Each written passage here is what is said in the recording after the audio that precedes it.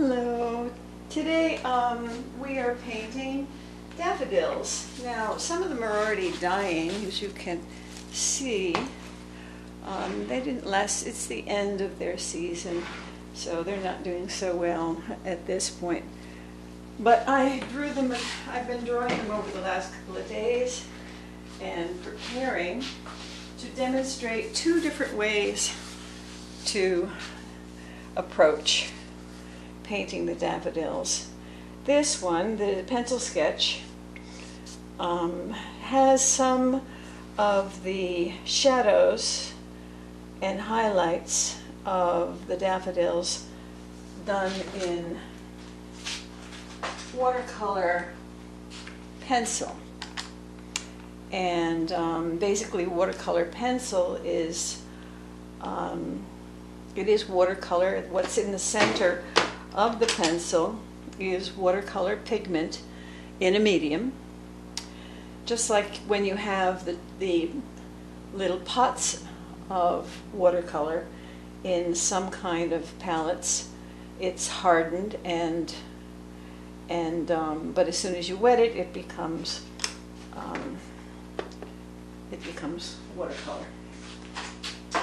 The other one that I did was I did the pencil sketch, and I then afterward highlighted it with a fine point marker.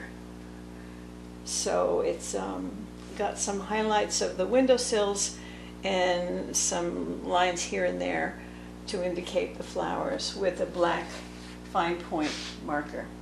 The reason I did that is because I realized that when I poured over areas of this, I was going to lose the pencil lines. And so I didn't really want to lose the pencil lines for this particular one. I mean, there are some times that I go forward without worrying about that at all. And sometimes I don't sketch anything ahead of time, and I just paint. But I wanted to show you two different approaches today. And so I'm going to work with a limited palette. I've put paint with water in some of these cups because I wanted to be able to work fairly loose and fast with them. This brown is a mixture of burnt sienna and burnt umber. This blue is a mixture of cobalt blue and ultramarine, French ultramarine. I felt the cobalt was too light and bland and the ultramarine was a bit too dark. But the reason I have the brown here is that when I want to do some neutrals, I will mix together the brown with the blue, and that will give me a warm gray. I also put inside of this blue, which already has ultramarine blue, which is granulating, which means it leaves a textured look. I added some granulation medium because I wanted to enhance the granulation of that.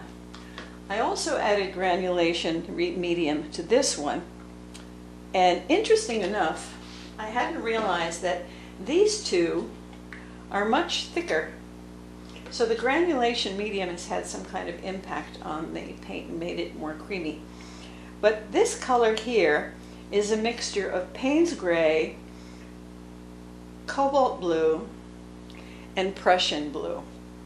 Until I kept mixing different blues in there until I finally got the kind of bluish Payne's gray that I was wanting. Now, this here is one of the most transparent colors in the palette. It's called Rose Madder. It's very transparent, and in a similar way, this is very transparent and is Aureolian yellow.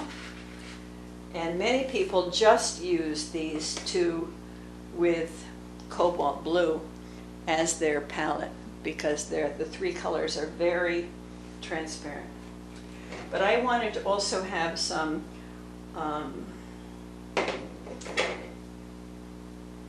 Naples yellow, which is here, and because it's a nice warm yellow. And there's so many yellows in daffodils, and some new gamboge. So I thought that the three yellows would give me a good view of, let me take two that are fairly representative of the colors. You see how the Aurelian yellow is very much in this one here, and sort of a lemony yellow, whereas you've got more of the warmer yellows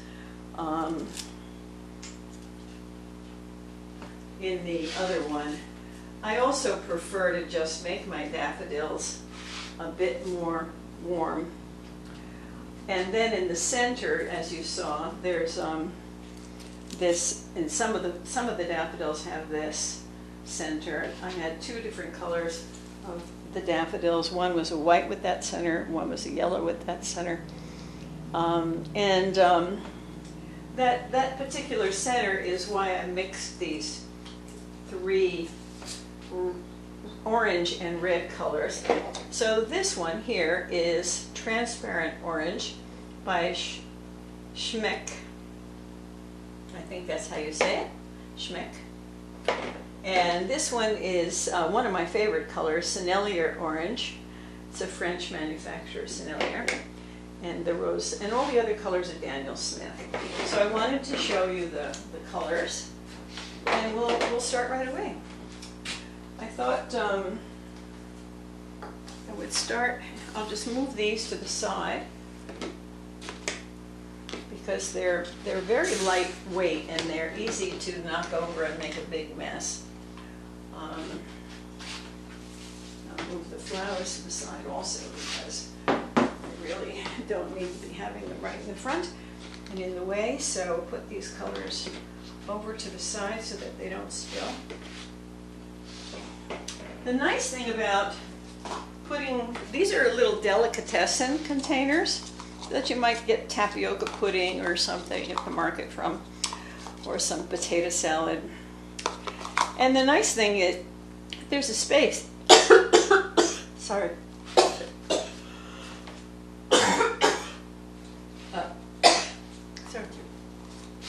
There's a space so you can stack them when there's not too much paint in them, and they dry, and then you can reconstitute the color. You can reconstitute the color again a little later with just adding water.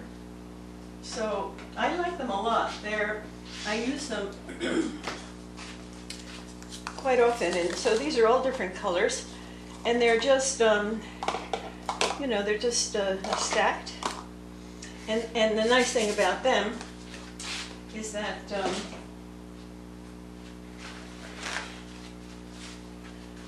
they're ready to use for pouring. And I wasn't sure whether I would use these colors to pour or I would just use them in a very loose way, but I wanted them ready so I wouldn't take a lot of time here for that.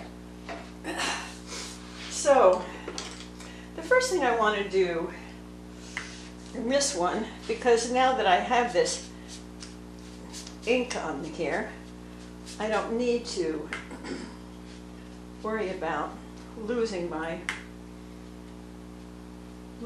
pencil lines, because you lose them very quickly when you go over them with paint and water. But what I'm going to do, so that was plain water, and then I'm going to take one of my mop brushes, make sure that it's, when I store my brushes, and make sure that they're stored to a very nice point. And sometimes I put some brush preservative on them to get them to keep that point. But anyway, this is a nice mop brush, and I just want to take this and loosely have it spread. You say, well, why are you putting it all over the place? I like this, especially with this lighter color. It will dry half this darkness, and like the fact that the only place I might not want it is in the windowsill. But definitely it would pull some of that color down into the, and I think I might take some of it, I'm going to take a little bit more and make some of it very wet, because I think I want to take a little bit and go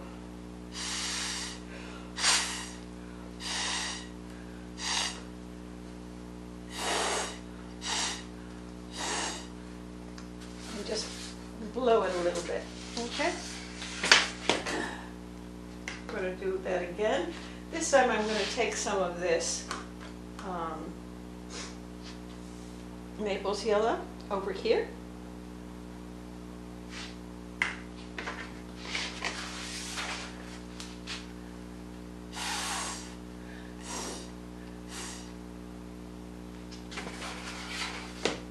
So begin to create some interesting marks. Now this paper is a Fabiano,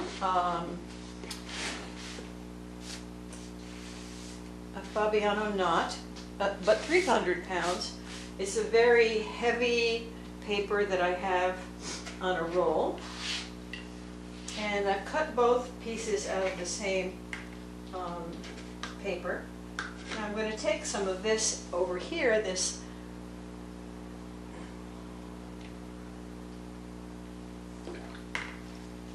and I'm being very loose and unconcerned about it because this will dry very light.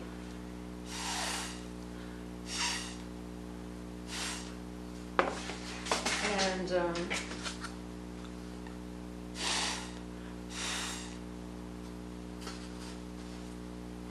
so the three yellows will form a certain amount of interesting difference between them, and they'll blend together nicely. And I don't want too much of it in that. A little bit is okay because, of course, the yellow would be reflecting somewhat. Okay. Now,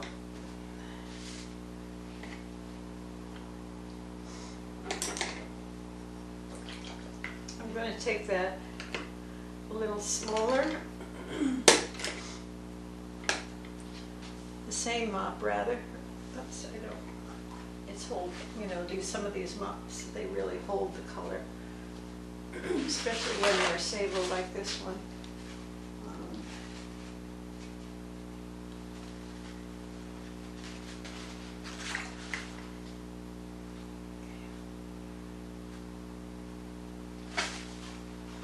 Some water in there. Take a different smaller mop. This one will fit. All of these brushes that I'm using today are sable, and so they hold a lot of color and a lot of water.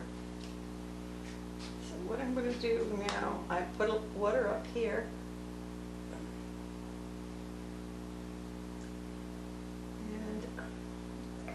I thought it would diffuse more than it is, but anyway. This is the dark blue that I talked to you about before.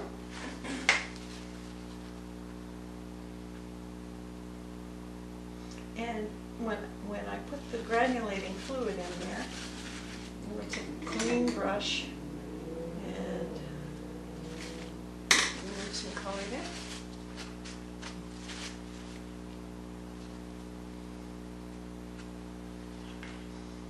Spread this just a little bit. I'm going to bring a little bit down here.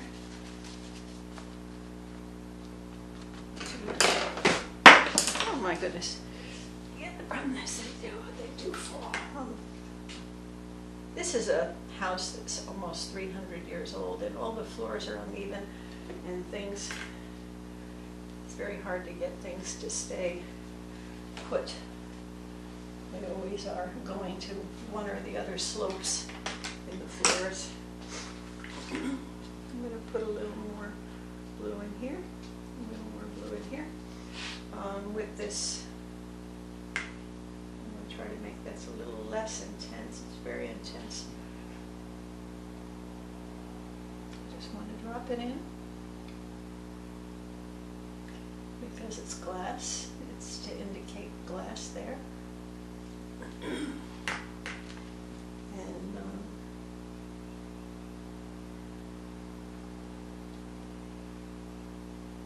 so there shouldn't be any hard edges.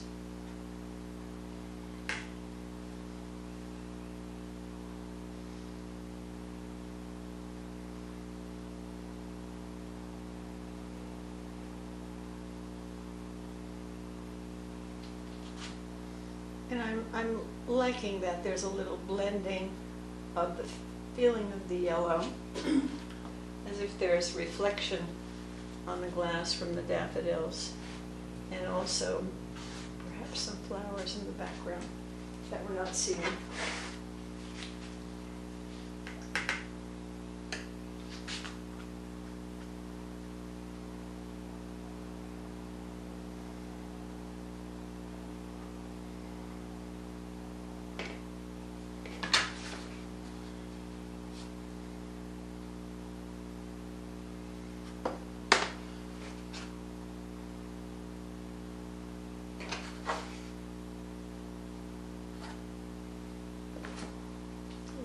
Blend together just naturally.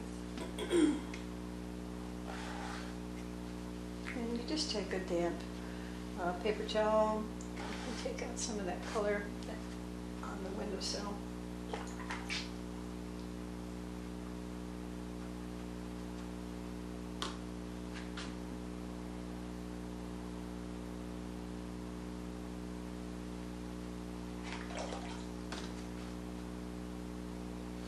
Just going to spread it.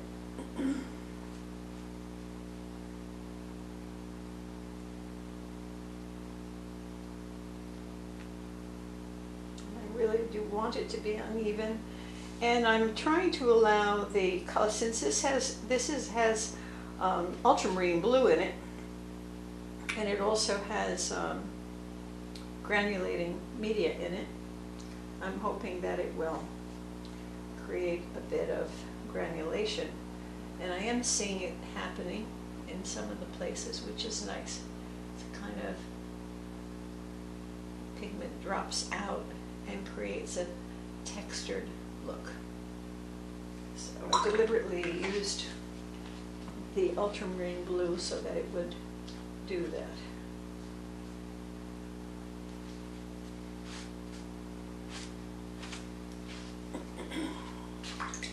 So that's the beginning of that one.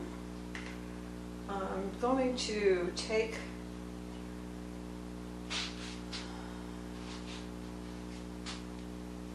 let's see here. Just like that. I think I'll take a little bit of this blue and just carry it down.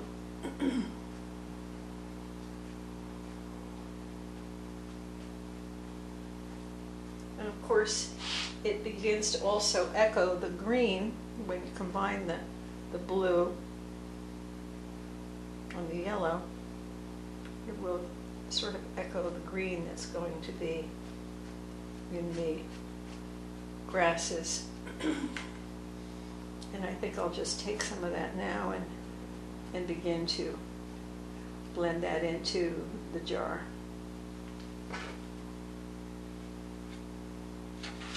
And I remove the color from the tape, the water, carefully so that it doesn't pull back into the painting and create a bloom. And so whenever I see it kind of collecting on the tape, just take my paper towel and remove some of that so that edge doesn't create a problem. Okay, so there we have the start there on that one. And I'm going to take a little bit of the Sennelier orange. And it's the ones with the little centers that have some of that color. And I'm just going to drop some of it in while it's wet. There's one over. That's not one. I think there's just two. 1, 2. That's the others. Not so. Not like that. Okay, good. And it's blending out, but that's okay. I'll just take my brush with clean water and let it spread a bit, but it's okay. All right. And then I'll take a little bit of the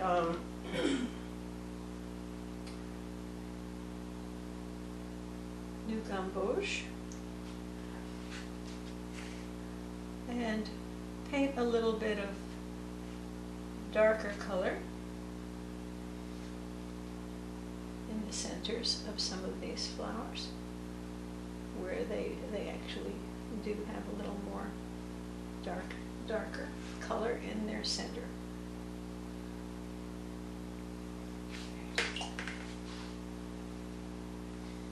I'm just going to take a little bit more of that Aurelian yellow and spread it over the petals here.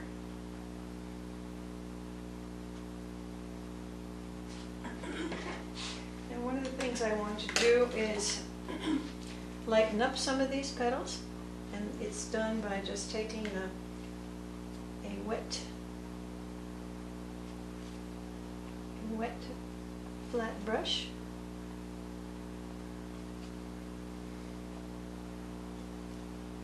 and lifting some color.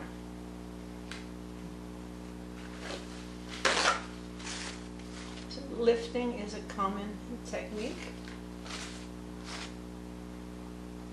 So lifting some color to lighten some of those flowers. Okay.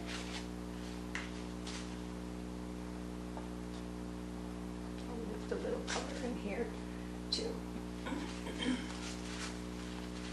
I also can try to do that.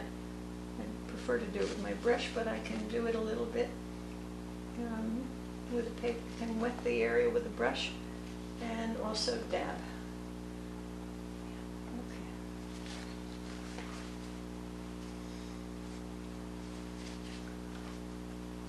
Okay.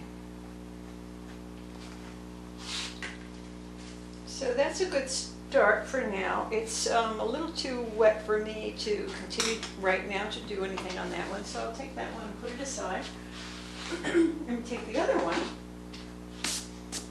and start working with that.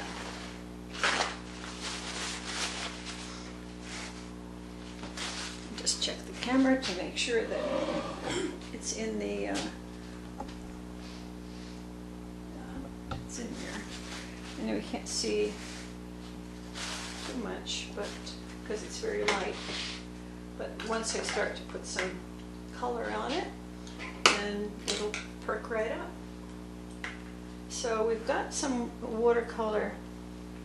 See, just by wetting, all I'm doing right now is wetting these flowers. And already you can see the watercolor pencil is showing some, and I just put in a little bit of color, very light color, but you could actually, and I wanted to put in some shadow, so there's some shadow there. So what I'm going to do now is, just like before, I'm going to drop in some Aurelian, and I'll take my hockey brush and put water all around the outside of that and let that diffuse. I don't have to worry on this one about window paints because I didn't draw them in. So I'm just taking that and letting it spread.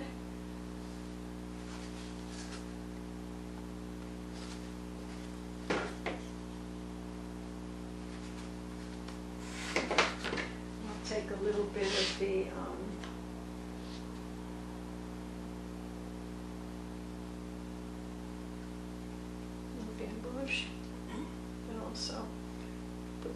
that in here, and some of the rose madder. It's going to be very red, but I'm going to put some of that in and see how that does.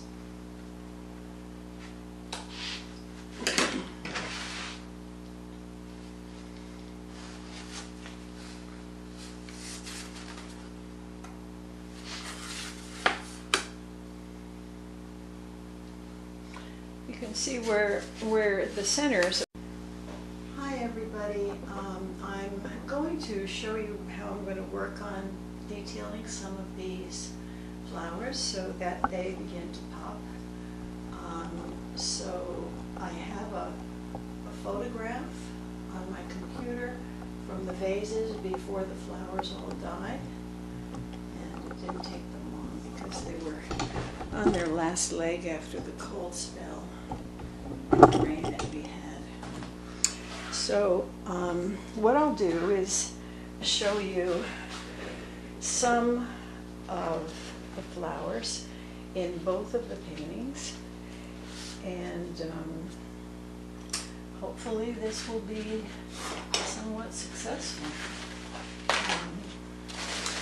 Once I have the initial washes done, and I use granulating fluid and used these 2 blues and 3 yellows and rose madder with 2 different oranges.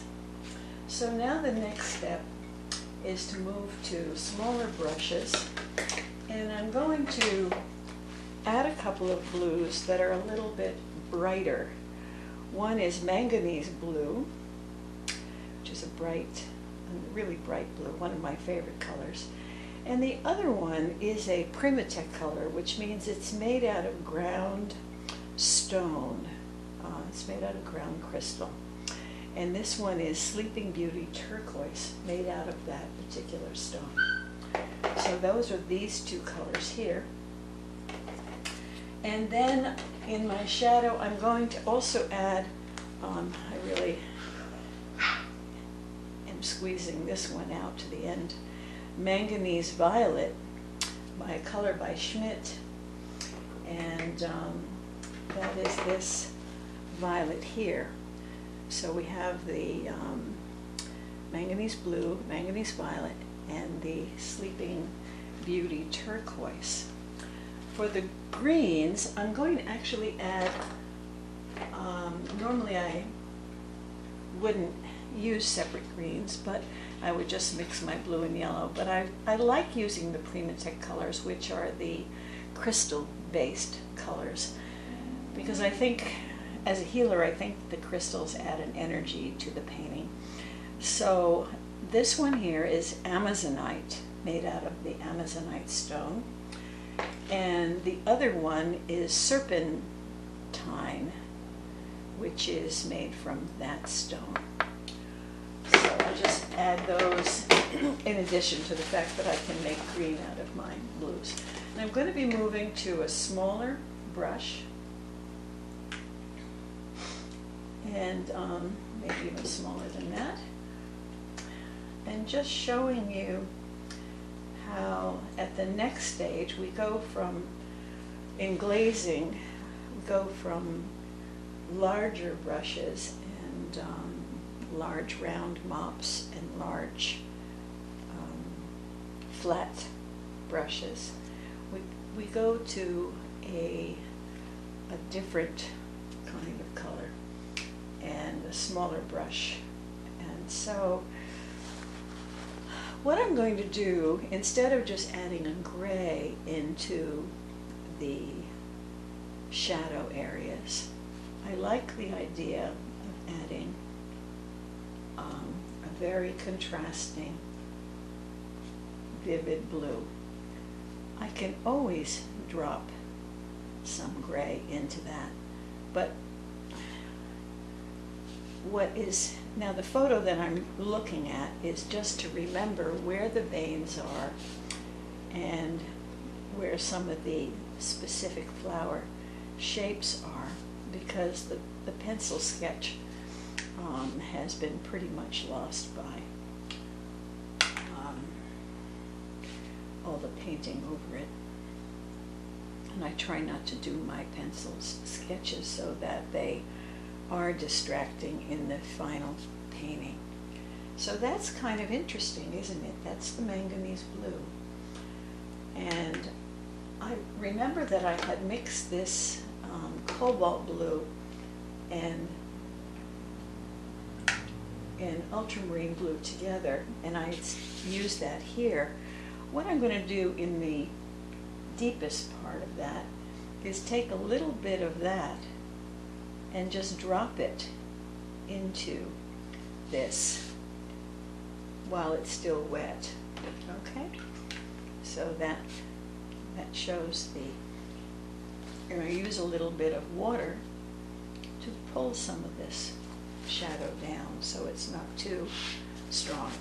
So this is the way I will proceed with this. I'm going to do a few of them so that you can see how I do it.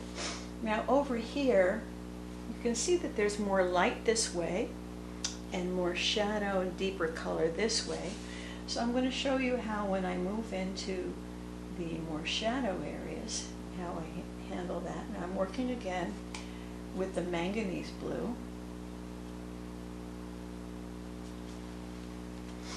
So some of these petals will be almost entirely in shadow, behind, especially when they're behind this big trumpet-like shape. So this is one that will be more in shadow. So you can see that some of the yellow from below will shine through because these are transparent colors. So it's like putting stained glass on top. So I'm going to drop in a little bit of that cobalt blue, as I did before, over here. That's a little darker and a little cooler to enhance the shadow right under the trumpet thing. And this is called negative painting, where you're painting around an object and then it makes that object defined.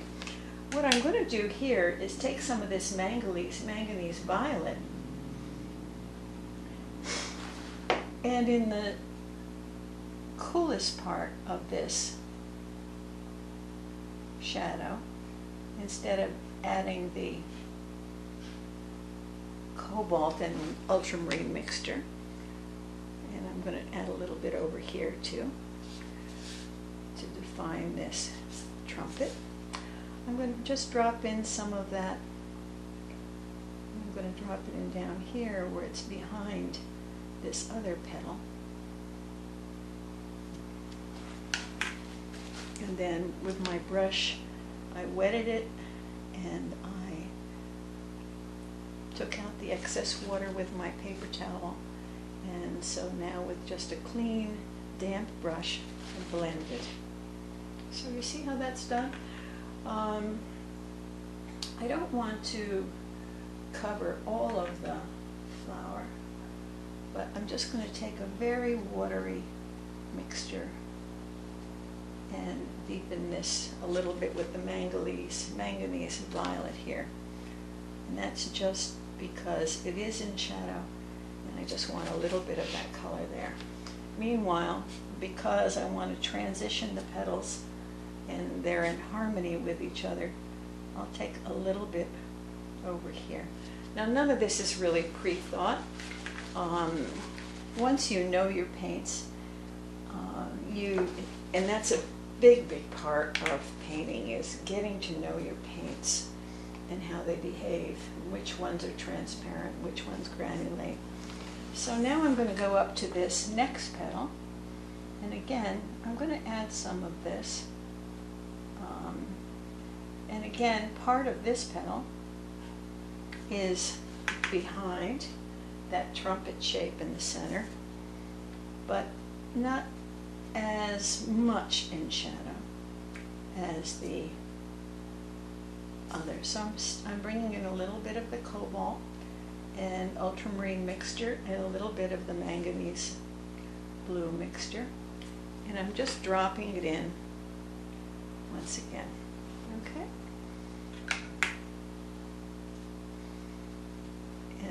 vary with water, taking just a little bit over here, because now this petal is moving toward the light. Okay, so just blending a little bit. Okay, now there's another, so I'll do another petal. This one that is more or less in the light, but it's curving over. I remember from my drawing, it's not in my, this photograph is just indicating the two vases, but it's not the individual flowers that I decided to put in different places. So I'm just putting the shadow under where that is curving over. And I'm going to leave the rest of it alone. And the same over here. I'm just going to use the bright blue and not the cool blue, because the petal is still basically in the light, but it is curving over. It has this curved part here. And I'm just going to blend that in a little bit. So it's beginning to look like the flower. I won't do a whole lot. Now I'm going to take, in the center of the trumpet shape, the center is a little bit greenish, so I'm going to use that Sleeping Beauty turquoise, which is a little more greenish in tone, to put that. And then there are some stamens in there. And then because it's really, I'm going to take some of this. You may remember that I mixed this Payne's Gray. I'll add a little bit of water because it's a very, very dark color. But I think in the center of that trumpet, where it's most in shade, I'm going to drop some of that. Let me see if I can do a little better job of that, a little more intense. Not too watery, but I want to be, I don't want to lose those shapes. Let me get another brush that's even finer. So now I've gone from this brush to this one to see if I can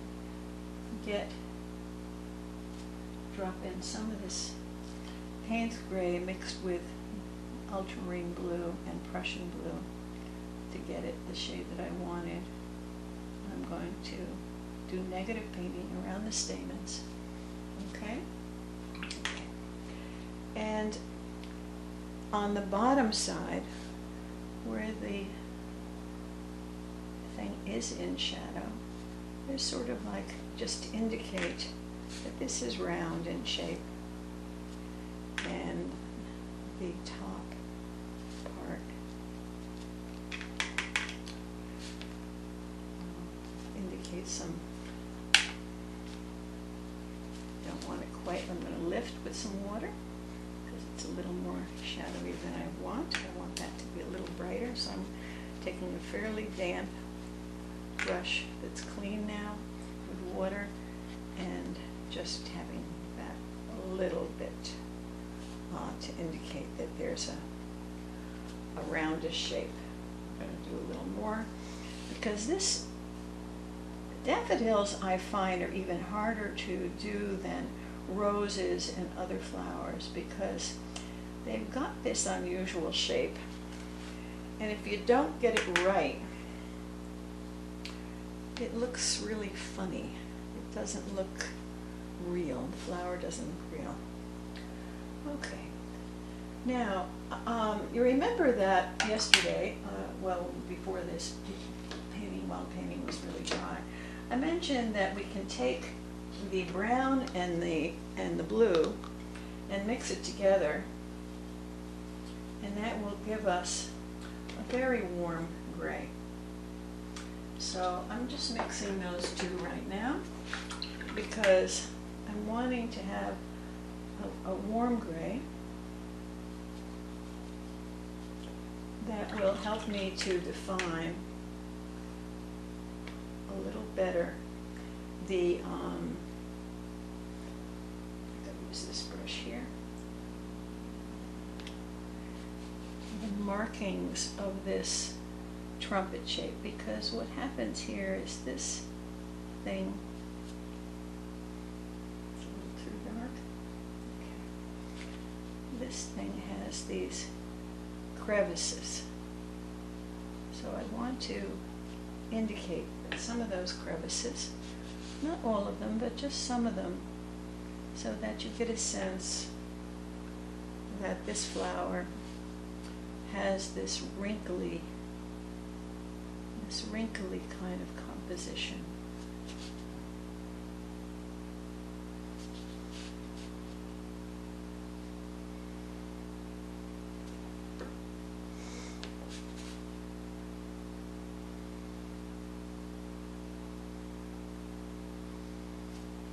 Okay, and I'll take a little bit of that under this, under here. And pull a little bit of that.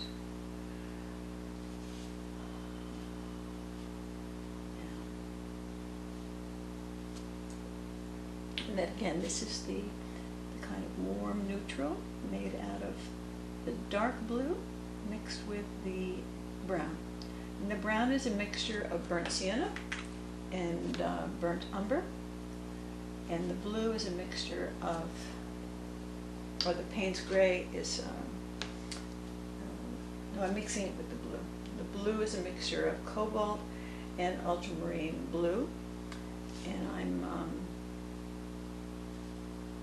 and the brown is two browns, burnt umber, which is darker than burnt sienna, and burnt sienna. Now, the thing is, a lot of these flowers are not going to be very well defined, but initially, a little bit of curve on here to show the outer limit of that petal. If I have one or two focal flowers that are a little more defined than the others, then the others can be more loosely painted. So I've decided that this one, facing forward, and the closest one, will be probably the most defined. So I'm just going to put a little bit of this vein here in the center of the petal.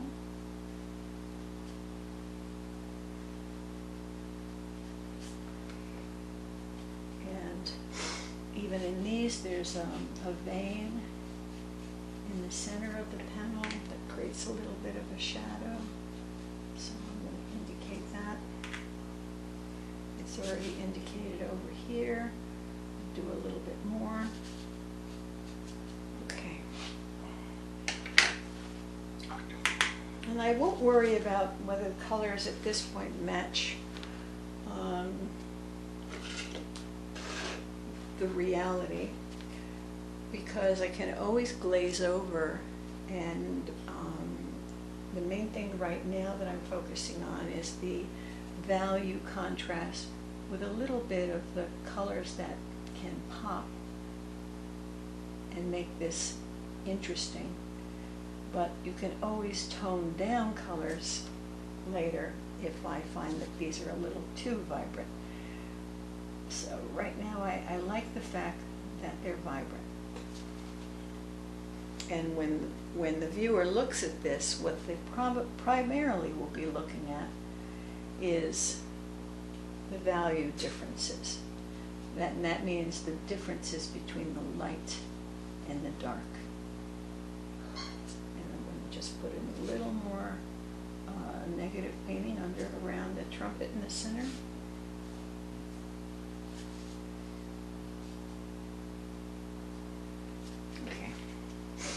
Now, the next thing that I want to do in this painting, and basically this needs to be carried around with some having more detail and some having less detail, but the approach and the range of colors being used will be the same in each one.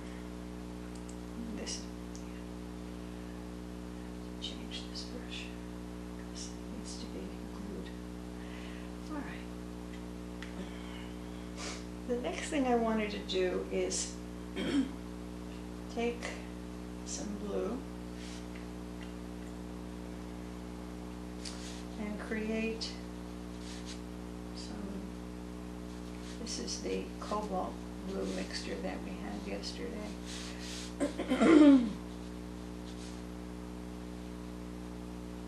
And glaze over this yellow in some places, because then it makes the appearance of green because it's glazed. And I'm just going to indicate, this is the cobalt blue and ultramarine mixture. I'm just going to indicate some dry brush in some areas. See how it's getting dry and it's just creating a little texture. Good. And I'm going to take a little bit of that, I have a little bit up here, there's another leaf up here. So I'm just going to slightly indicate it.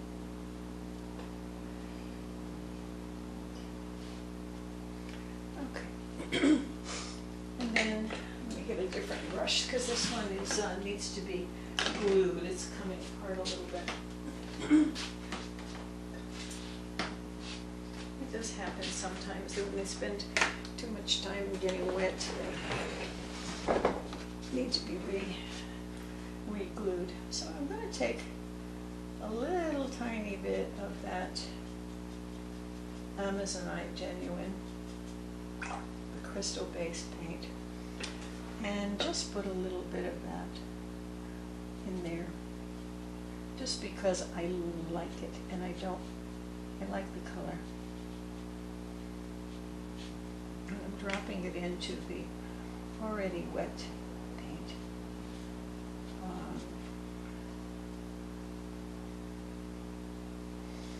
In just a few spaces. It's a bright color. We don't want to overdo it because it'll make things look false. But I like adding the energy of this Amazonite to the painting. It's a wonderful stone to work with when you're doing healing work and meditation work. So I don't want to miss the opportunity to play with it a little bit. So I'm just putting a tiny bit in. And again, where I had the dry brush here, just going to put a little bit. Okay.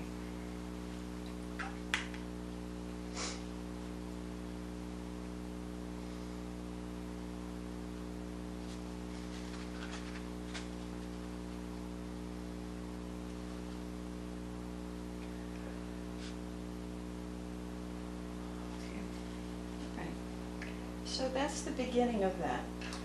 The other thing that I want to show you is I want to take that mixture of blue and brown and begin to focus on the panes of the window, the shadow in the window. So it's a warm brown, and I'm just going to indicate some of those shadows. That the piece of wood that holds together the glass is not a flat piece of wood. It has a structure to it with ridges, and the top part, this part, is flat. But the other part is more, that's close to the window, tends to be a bit in shadow. So I'm going to put some of those shadows in. And they're especially on the underside of the piece of wood.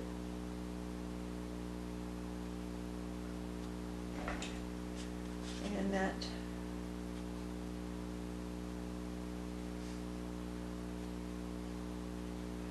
darker near the glass where it's most, sorry about that, let's turn that off, where it's most under the, and then I'll add a little more water just to lighten this one that is closer to the top. It'll be a little lighter. And these here, because they're on the top, they're lighter because the light is coming down and hitting the lighter ones with a little more watery mixture, whereas the ones underneath are much darker. So let me make this one down here darker than the ones on the top. So that's more or less how we define the window. No white paint is used. It's just a matter of defining the shadows of the panes of the wood that holds the glass. And here you already saw that this, what's behind there, is just vaguely indicated by the blue color. So, okay, then the next thing that will be done is to take some of this blue and deal and make a mixture again with the brown, but more of a bluish mixture, and define a little bit this jar. So this is a bluish gray, and this jar is a mason jar, so it has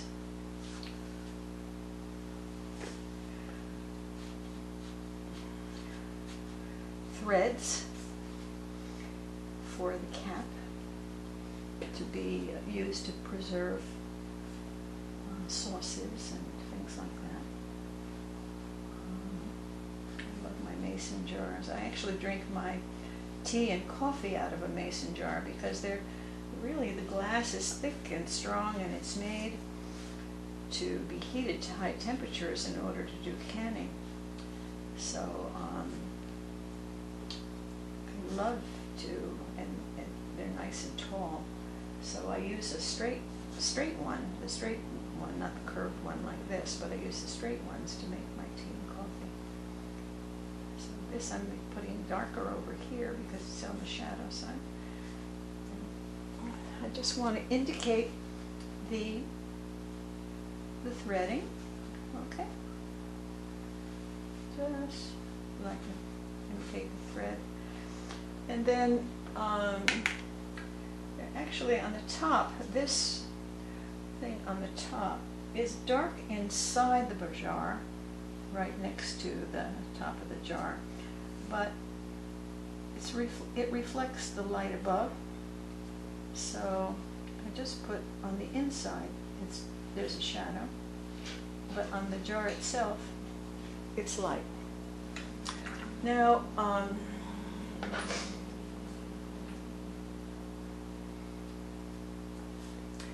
there's also, I'm going to move this up here so I can see a little bit better the jar. In the jar takes away some of the detail of the leaves.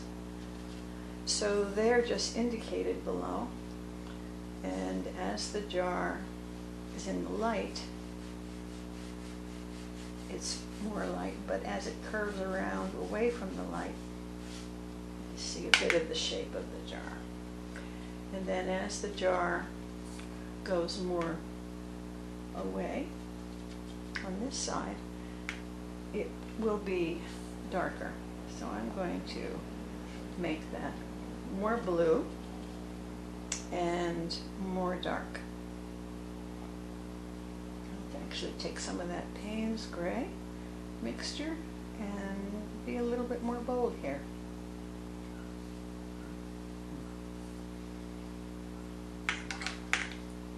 That Payne's gray mixture was with Prussian blue, Payne's gray, and ultramarine blue to get a very dark, because some places in the painting one really needs to have a dark. in order to have value contrast.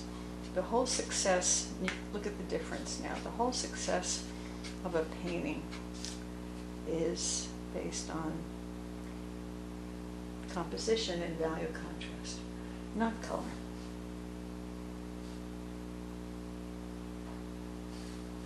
That's why I often, in many of the paintings that I work on, I work from black and white photos and make up my own colors. But in fact, that's what I usually do. But because the daffodil has such a unique colored range, the petals actually get rather greenish in some areas, even though it's a yellow flower. Okay, so I don't want to go all the way to the bottom. I want to leave this kind of loose. And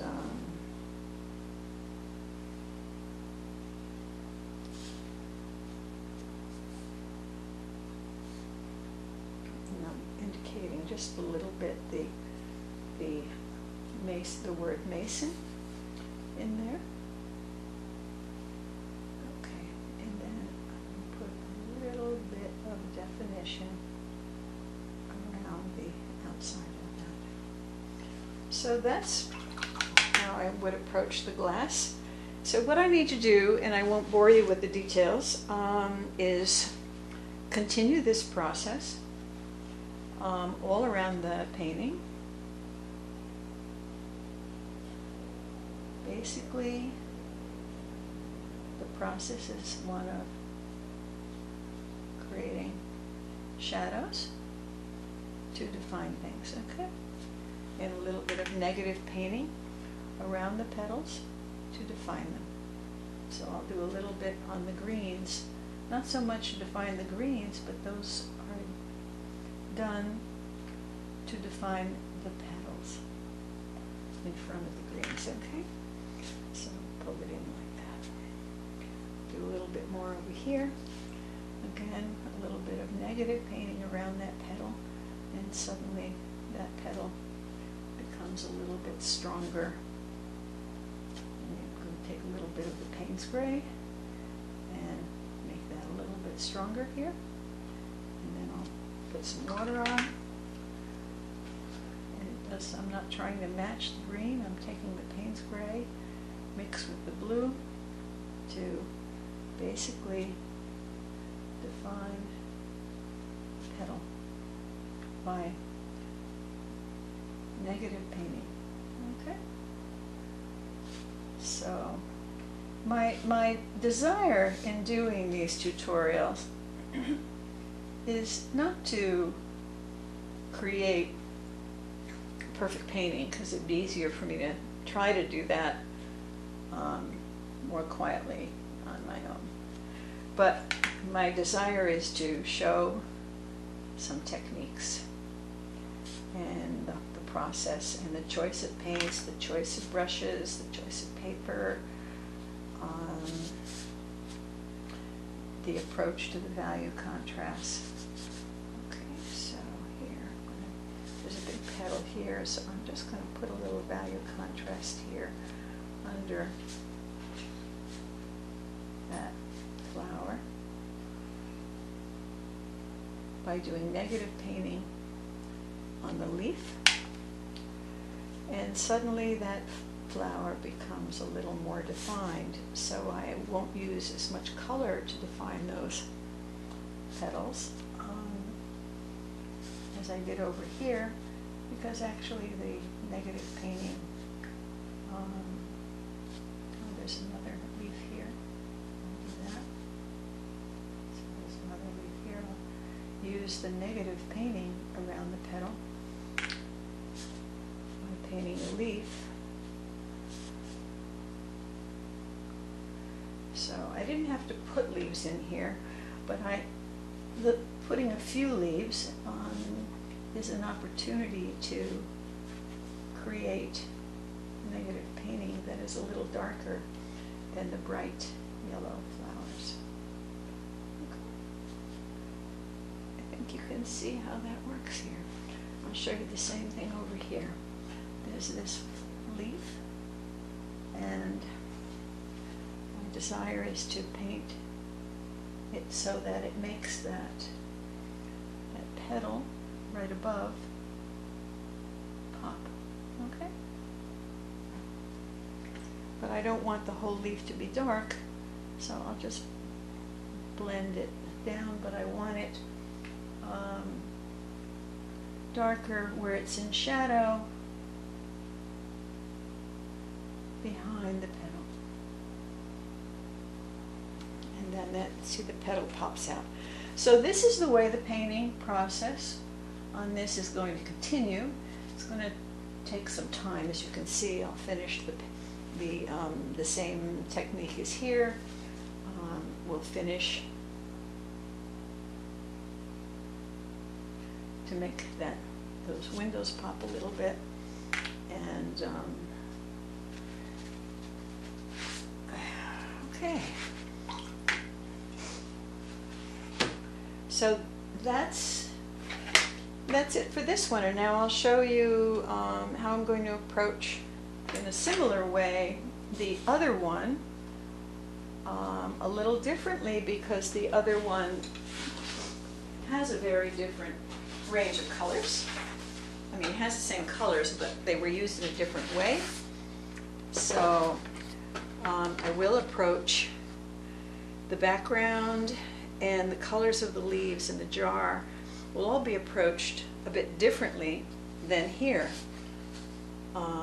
because it's a very different painting. This is the one where I used the watercolor pencil in the beginning to create some shadows, and then poured over it with the yellows and the Sennelier orange.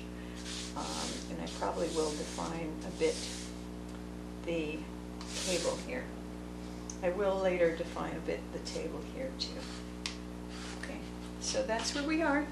I'm going to come back to that because I've got to tend to my critters for a little while, and I'll come back and work on this other one for them. Hello again. I'm going to finish up this painting, and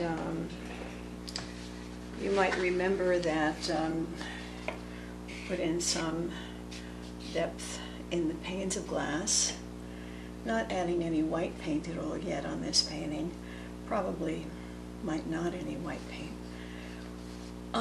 Finished up the leaves with the colors that we talked about, and did the same activity on each of the flowers using blues and a little bit of violet, sometimes mixed with a kind of neutral gray made out of browns and blues mixed together to create some shadows.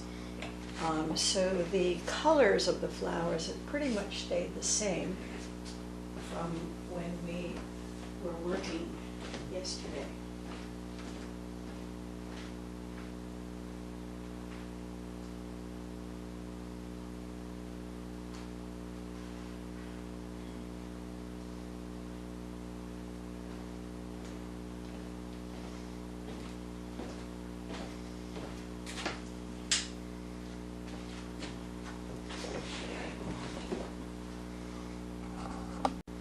Hello. We're back at this painting that we were working on yesterday. Today is a very dark and rainy day, so I've got about 6 lights on, trying to have enough light for this video and for me to see, but it's not like natural sunlight, so colors aren't absolutely the same. But yesterday, when we were working on this, I was using a couple of crystal-based colors in the green tones, an Amazonite here, and a serpentine here, both made out of ground crystal by Daniel Smith. And I also was using a few different blues in these greens because there was already a yellow wash, so putting on some transparent blues would create a greenish hue. Then I put shadows in this flower here and explained how I would carry that into the surrounding flowers. Now 3 of these flowers were a slightly different type of daffodil with an orange center and lighter petals. One of the things I always like to do is stop at a certain point and just look at the painting. And when I was looking at the painting, I just felt like this flower here was too bluish and greenish. So I'm going to take this brush, which is called the Silver Scrubber. It's an oval filbert shape, and it's got very stiff bristles. And because this paper is the heaviest grade of Fabiano, in what is called a not smooth and not variety, I can easily scrub. This particular paper allows for masking fluid to be used easily without disturbing the surface, and it does allow for some correction and scrubbing. But because the paper is very thick compared to a lighter grade 140 pound, which is commonly used, it does hold water longer, and if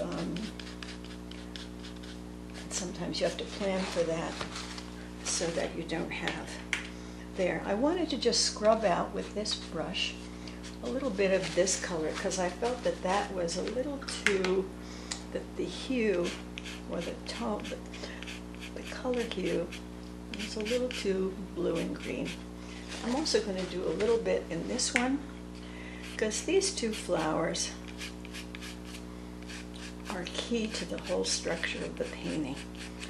And while I wanted to have the shadows be strong, I think I went a little too far. And here I want to just blend this shadow of the yellow over into the petal a little better. Okay. The others, I'm pretty satisfied with the ones in the back. There's a line here that is too strong, so I'm just going to scrub that a little bit and smooth that out, make it a little less, the vein in that background flower shouldn't be quite that strong. Okay, and over here, for some reason, there's a little dark tone here, and I actually want this glass area to not have that kind of bluish tone there. And I'll make this a little less yellow here also. Just make this a little more. Okay. And there's a couple of speckles that fell there. Take those out and blend this in a little bit here. Okay, so basically this is ready for now what is going to be my next step. I don't usually use opaque watercolors. I usually use transparent watercolors. But once in a while, I want a stronger color, and at the end of the painting, I don't mind giving up some of the transparency. So here, I'm going to use a little bit of cadmium yellow. And cadmium yellow is opaque. All the cadmium colors are opaque. And just so you know, yes, the cadmium colors, unless they say cadmium color, cadmium hue, all the cadmium colors actually have cadmium in them. And cadmium is a toxic heavy metal. So of course you don't want to immerse yourself in that particular paint. And if you do play with your fingers, so I'm going to take that cadmium yellow And I'm just, because it's a nice strong yellow and it's opaque, it will pretty much cover some of the color below.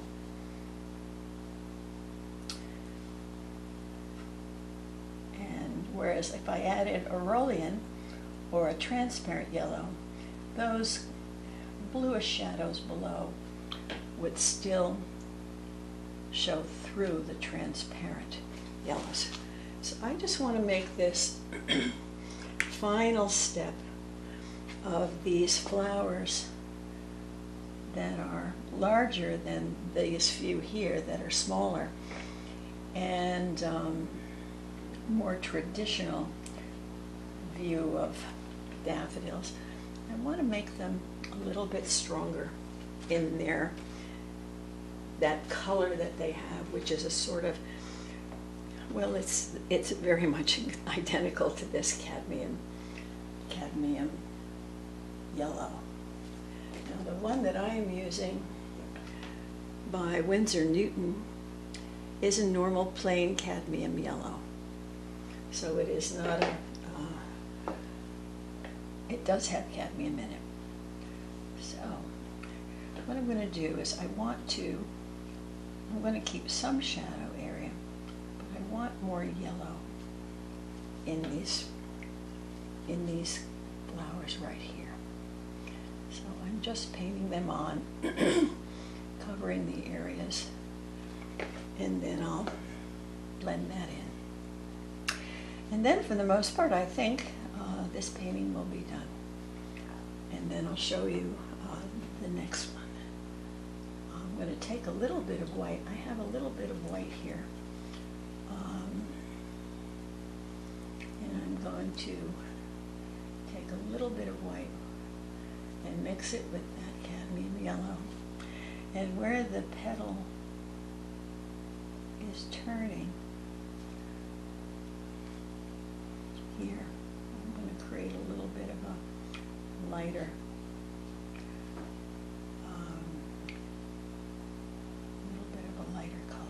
lighter yellow by mixing it with the titanium white watercolor. And the sun is coming from this direction, so I'm just going to mix a little bit of white in there where the sun might hit, and I might put just a tiny bit on some of these little wrinkled parts in the center. I don't want to overdo it here, but just to improve the general color of this flower with the cadmium yellow, and in a few areas where I want it a little lighter, I've added a little bit of white to it.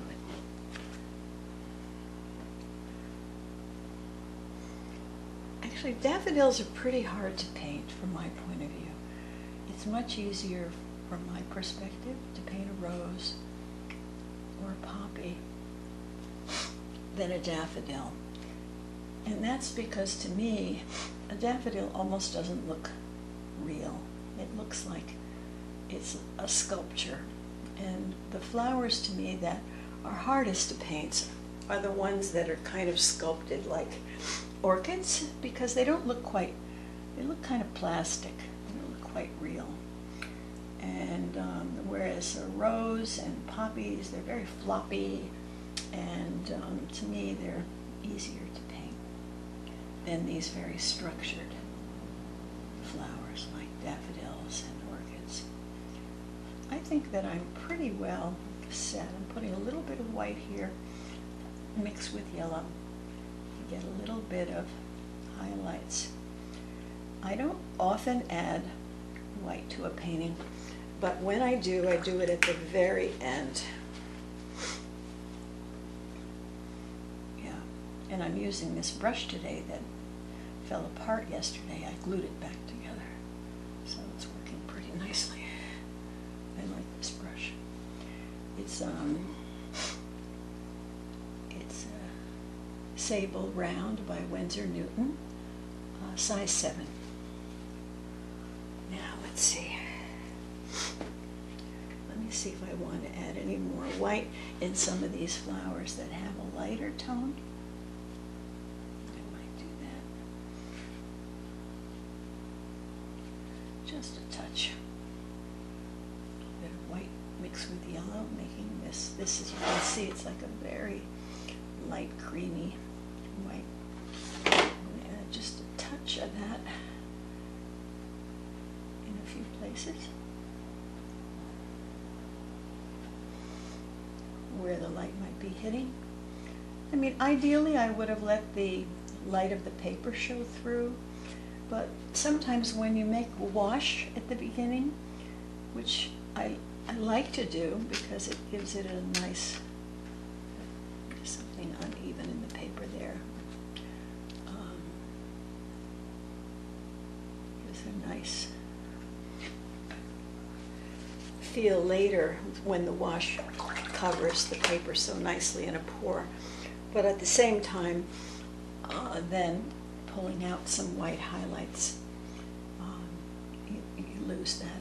Of course, one can use masking fluid to keep those white areas and plan the painting a little better. But I don't use masking fluid unless I'm going to take a lot of time with a painting. Because masking fluid really does take a lot of time. Okay, from my point of view, this painting is done. And we have some whites here in highlights in the vase, in the mason jar, some whites left alone in the sky and in the window frame. And so I think that works just a little bit better, and this painting is done. Now the next one is a bit more complicated. It will be handled in the same way as yesterday. Let me take a different brush.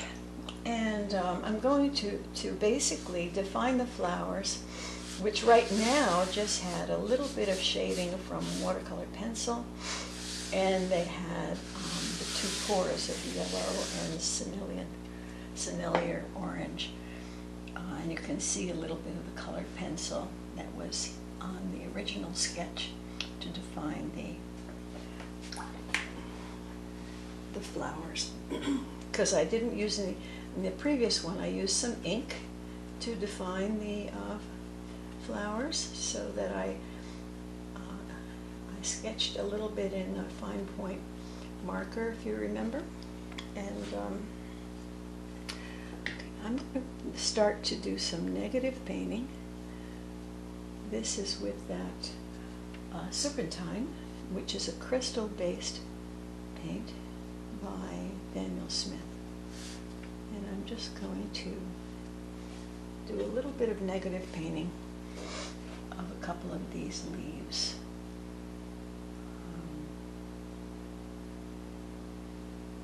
That will automatically begin to define the flowers by putting in these leaves. So that's the Serpentine. And I like the idea, as I mentioned, of using crystal-based paints somewhere in a painting because it adds the crystal energy to the painting. And then I'll take a little bit of the dark blue and just drop that color in. This was the dark blue from yesterday. That was a mixture of Prussian blue with some Payne's gray. So near the flowers, and there would be some shadow. Just drop in a little bit of color.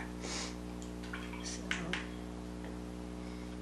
have some more over here. There's one here. I'll do that very lightly. Do this one very lightly. I don't want that too much defined. There's a stem here. There's another leaf here. And they're just being indicated here. There's another. And another stem.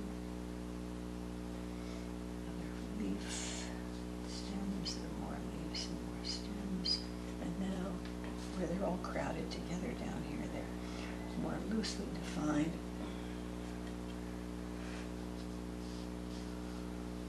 Here's a stem for that flower there. And there's a flower behind here. There's a stem for that. And then there are other just leaves here and there. Stems and leaves. Okay, so that begins to do. I'm going to drop in some blues here and there to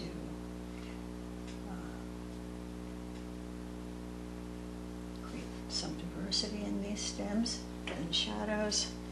You see I'm just dropping it into the color below that is already wet and letting that Payne's gray with Prussian blue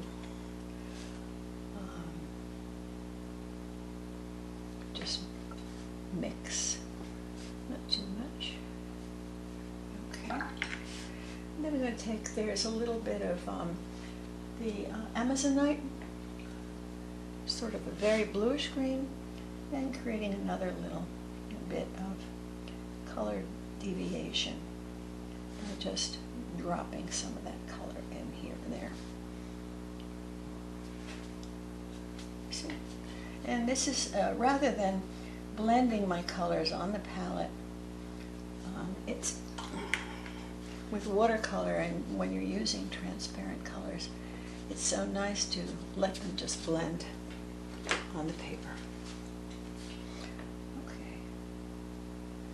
Now, since what I'm trying to do is create some negative space around my flowers, I'm going to bring this right up to the petals because it begins to define where the petals are. Okay?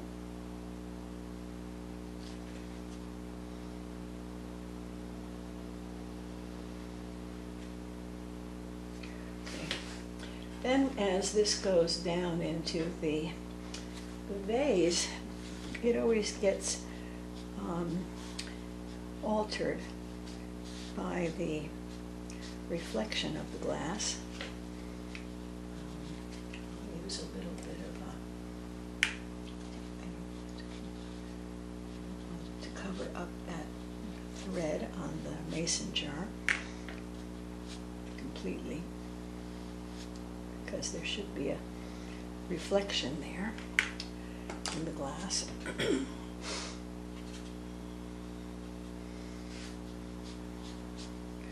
So for now I'm just going to indicate this, and it should be like a little bit darker and less bright in color when it's in the glass in the water.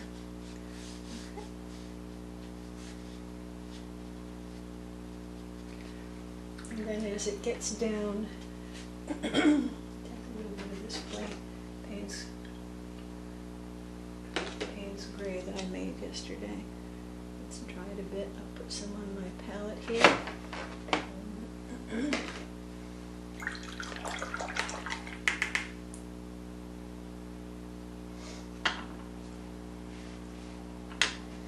As it gets down near the glass, there's some sort of shadows develop in here. Let some of that darker Payne's gray mixed with Prussian blue, and blend that in with water.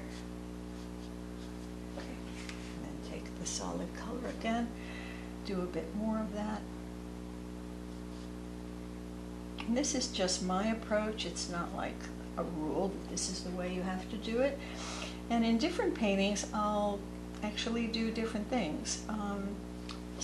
But the idea of these tutorials is just to show you some of the ranges of techniques that you can use.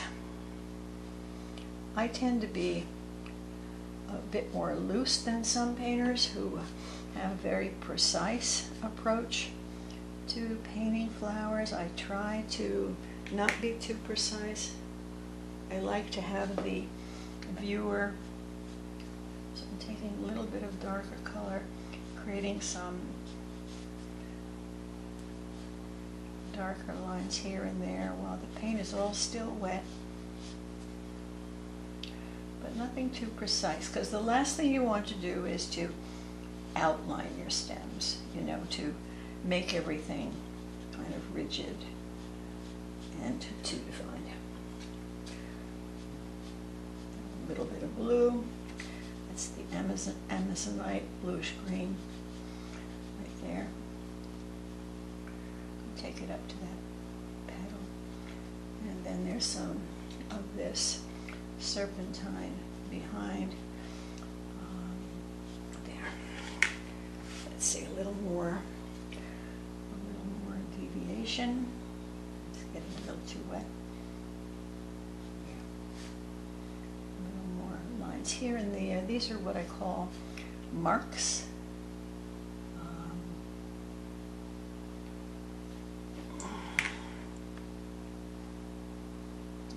Water. Maybe another mark here. Not too much, yeah. I might put a few marks down here, not too much, and a little more watery. So this is again the dark Prussian blue mixed with Payne's gray.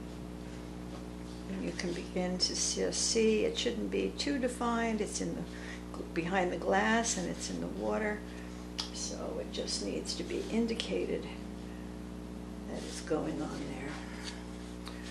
Okay. Blend that in. All right.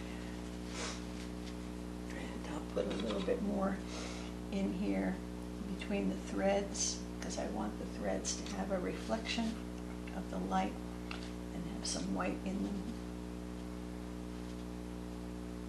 So even without doing anything on the flowers, you can see that you begin to have a sense of the flowers. Now I'm going to define a little bit the opening of that jar, the mouth of the jar. Yeah, good. And on the very top rim of the jar, it'll be light. Now I'm going to define the threads by negative painting with blue.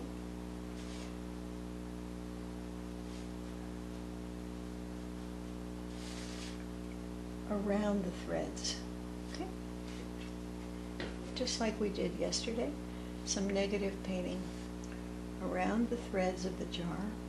I see that I've got a little bit of a mark going through that thread, so I take, this is another one of those silver scrubbers. Silver is the manufacturer, I guess, called silver scrubbers. I got them on Amazon, so if you type in silver scrubber, you'll see. It came in a package of 3, and some were flats, and some this ones are, I like the filbert ones. These are the 2 that I'm using right now are the filbert ones. But I have basically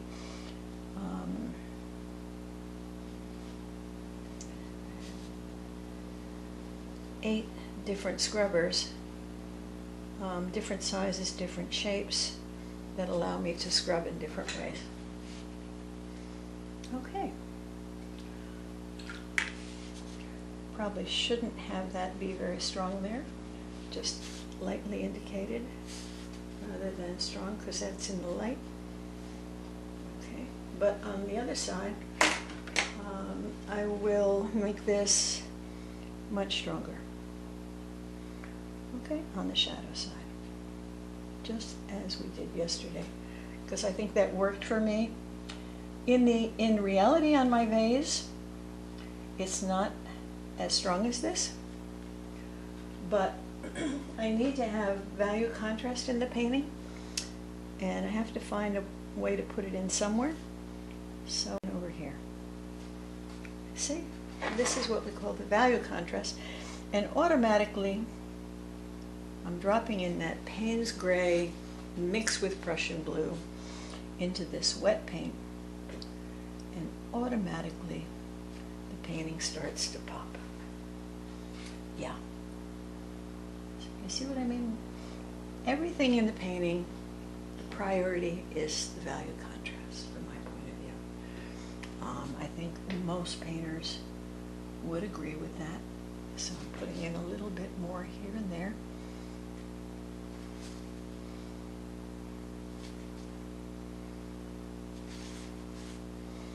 See what I mean? All of a sudden, now you have to be careful because once you put in this very strong, because it's got Prussian blue in it, very strong staining color, I'm not going to be able to easily remove that. But this is where the letting go process happens.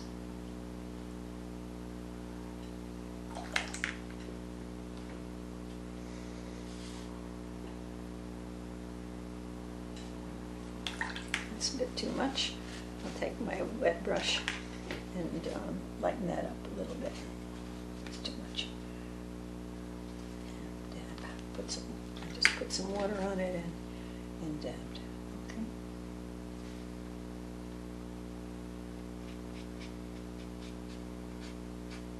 Now I've got basically a dry brush, and I'm going through some of that color and pulling it down with a dry brush.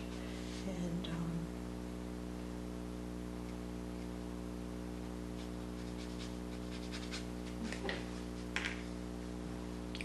I don't like that line there, but let me just blend that down a little bit. Okay. Take a little bit over here of the same color so that I balance it a bit.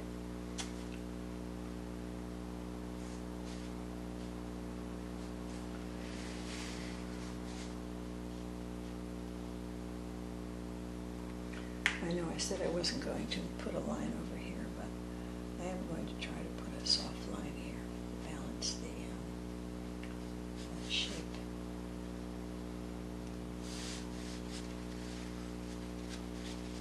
I'll take my paper towel and go through that a bit.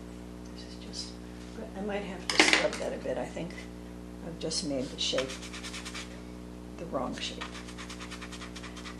Bring it back down to the original sketch. Okay? But you can see that it's a staining color. It doesn't want to easily scrub out, but let's see, it's working a little bit. Yeah. Okay, I'll leave that to dry for now. Take some of this.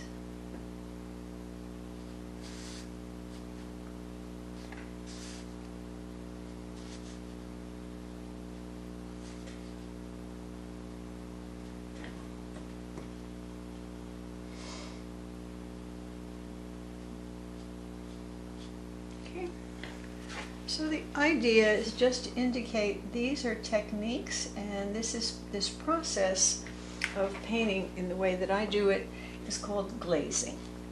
Basically, you glaze over some of the colors below, and they still show through a bit. And to me, it's like looking at layers of stained glass put on top of each other. I love the way this color turned out. I mixed it. I spent quite a bit of time mixing it. It's a mixture of Payne's gray and there's some cobalt in it and Prussian blue. And it's really come out to be a really lovely color to be using here in this shadows and greens. I like it a lot. The bluish green hue of the Prussian blue is showing through nicely.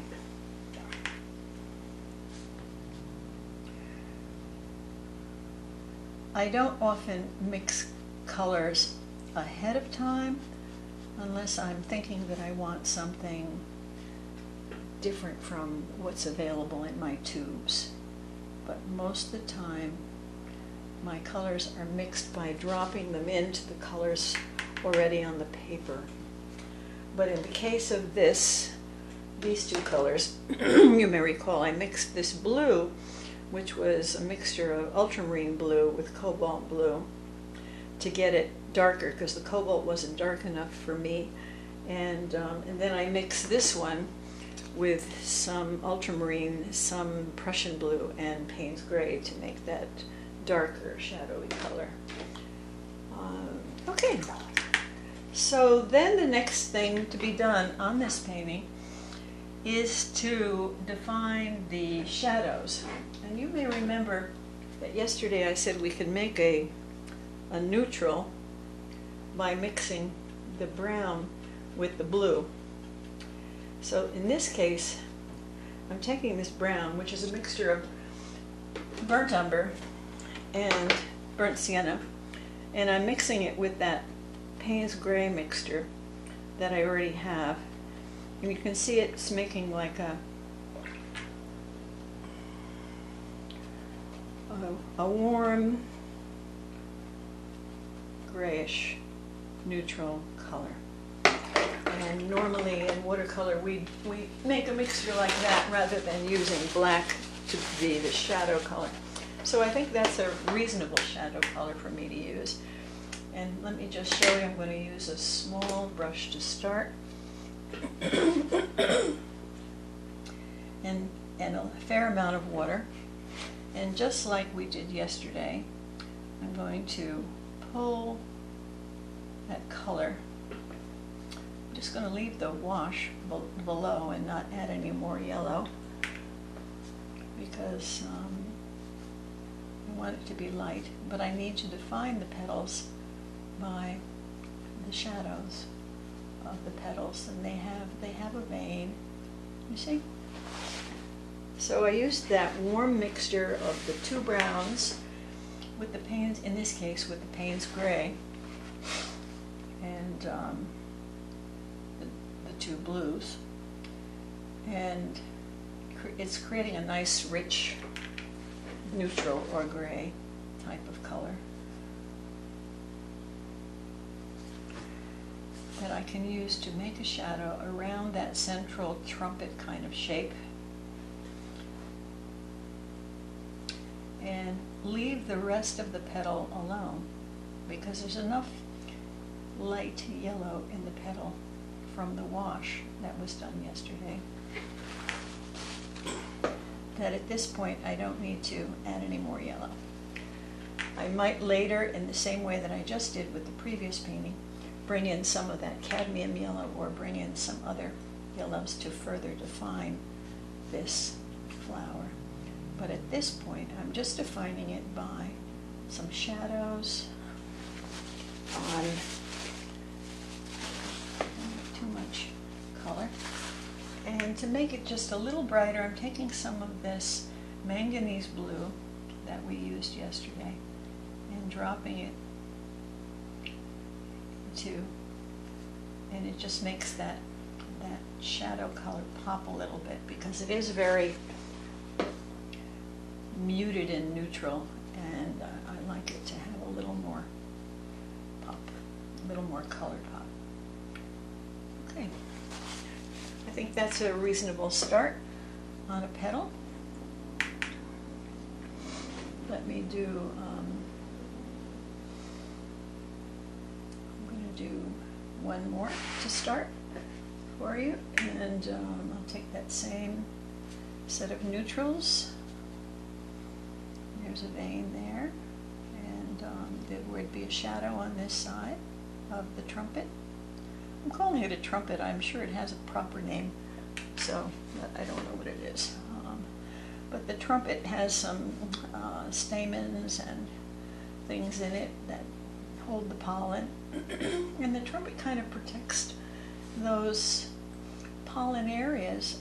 The little bees can go in there. See how this is, I'm just defining this petal where it curves a little bit, and there's a little shadow under it. And just see how a little bit of gray in the shadow area. And then I'm dropping a little bit of blue in, just like I did to that other flower. This is the manganese blue. It's a beautiful, vivid blue. I love it. It's one of my favorite colors. So, okay, let's do another petal. So basically, when I do flowers, I paint, once I've done my washes and some other things, I do bring in a small brush and paint each petal that needs a little detail. Not all the petals do, but I'm just going to bring a little more of that bright manganese, but I don't want to have it all be in one area, so I'm just going to bring some of it over here. Yeah, that's good. And I'm going to bring a little bit more of it in here. Okay. Yes, you see I just dropped the color in. And I'm using a watery mixture of that. You can see here, a watery mixture. I think you can see that. Let me just make sure. A watery mixture of that dark color, that's a neutral, and this is my manganese blue. So then, now I put some of that down, and I'm using my brush with some plain water on it. And this is where it's important to make sure you always keep your water fairly clean.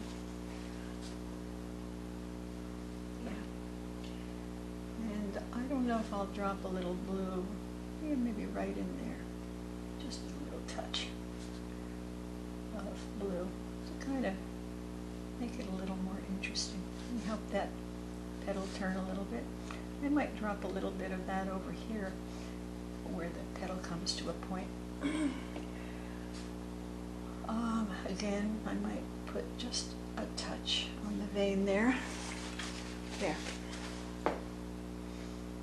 These petals are light, some are, they're very light, kind of yellowish white, and they have a slightly greenish hue. But I find that making them too much close to the greenish hue that they have might not be a good decision for the painting. So I'm just continuing around on this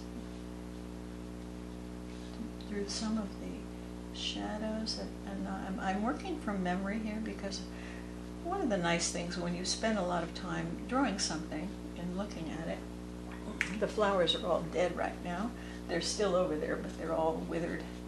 But when you spend a lot of time looking at something, you don't need to have it right in front of you anymore, and I'm not using any photographs here. I'm just doing it from my memory. And how this flower works, how it curves, how it behaves, what its hues were. It's not perfect, but there. Yeah. Now, and I just have one more petal here. This one is curving nicely here. It's really, for me, one of the most interesting petals in the painting. So I want to try to capture some of that, where it's going to be curving. And the vein, I want to capture some of the vein. And yeah, so that's it. And let's see, I'll do a tiny bit, because that's such an interesting petal. Let me see if I can do a little more color to really highlight the popping color there and bring the eye to it, because this becomes a focal point flower in the painting. Others will be done in a more loose way, because you don't want every flower to be your focal point. You want to try to have one that really draws the eye to it. So I think that's a reasonable beginning. A little more detail on the vein in the center of this petal with a slight amount of color. Very little of the manganese blue. And a tiny, tiny bit of the neutral gray. Where there's a little shadow there. Okay. So you can see how this is working. Now, the next thing I want to do is show you, I think this time I'm going to use my palette here, which has my reds in it. And I'm going to decide how I'm going to paint those centers. I'm going to take I'm going to do 2 red centers, and I'm going to start with a pink, and I think what I'm going to start with is a very bright pink, but make it light.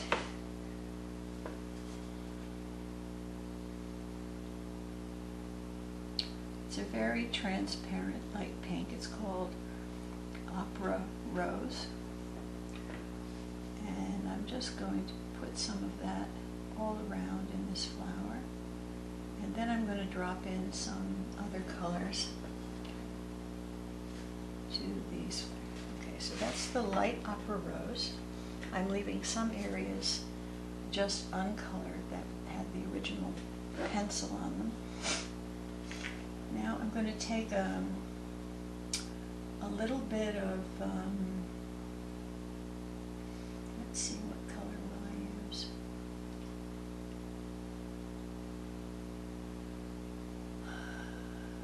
A little bit of the rose madder. We had that in the flower yesterday.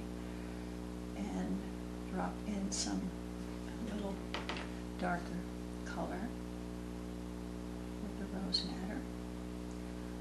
It's a again, this is a very transparent color, and begin to define that trumpet shape. Okay, which is facing in this direction here. So the base of the trumpet is kind of in shadow down here, and so I'll make it a little more clear. And so do the same here. It's facing to the light, so the base is a little more defined. And then in the center, there's a little more shadow too of where the trumpet is. And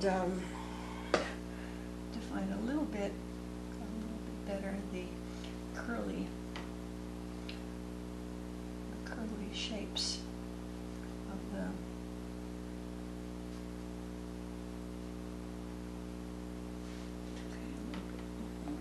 shapes. I don't want to really outline them, but just define how there's darker red shadows inside the curls. Now, that's beginning to work pretty well. I'm going to take a Quinton magenta, which is a lovely color, really a favorite of mine for using in the shadow areas.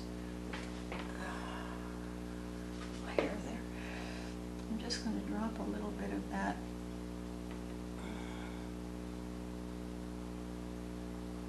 in the shadow areas of this, because I don't really want to use the neutrals, because I want these to have a nice sense of color, but not overdo it. If you overdo it, then just indicate a little bit the shadow is going around some stamens that are in there. Okay, I'm going to blend this a little bit on the edges here, outward. I'll blend this, oops, too much water. Blend this a little bit here on the outer edges. Yeah, good. So this is the beginning of how I would define that flower. Now that this is drying, I can see that I need a little bit more shadow.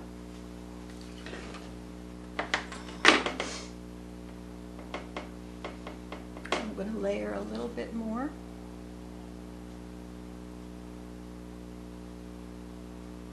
And then wet my brush and blend it in. I won't do this dark with every flower, but I think I love the curve here of this and really want to accentuate it. It will dry lighter. I'm going to do the same thing over here.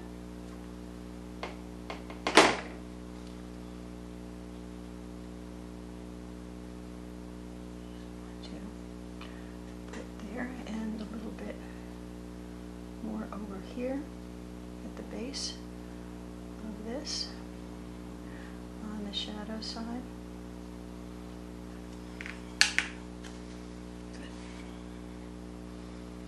I'm using my small brushes for these little details. I basically start with big brushes and work my way with the washes and the pours and things like that, and then work my way gradually toward some details with a little more control. Okay, I might go back and do more, but at this point I should not overdo it. I'll stop here with that. And the next thing I'm going to do is bring in a color that for me really works to, and I'm going to use a smaller brush. Get a smaller one. Here it is. That really works well to create a sense of something turning. So I'm going to go in with what's called Alizarin Crimson, this color here, which is a very dark but bright red. And I'm just going to put it in near the little ruffles of that trumpet to make it really begin to pop. And I'm going to put it in a few more of the ruffle, not everywhere, I don't want to outline because then it would look unreal. But I just want to put in enough to maybe a few stamens. Okay, I'm going to do the same thing here. Even though I have the Quintandone magenta there.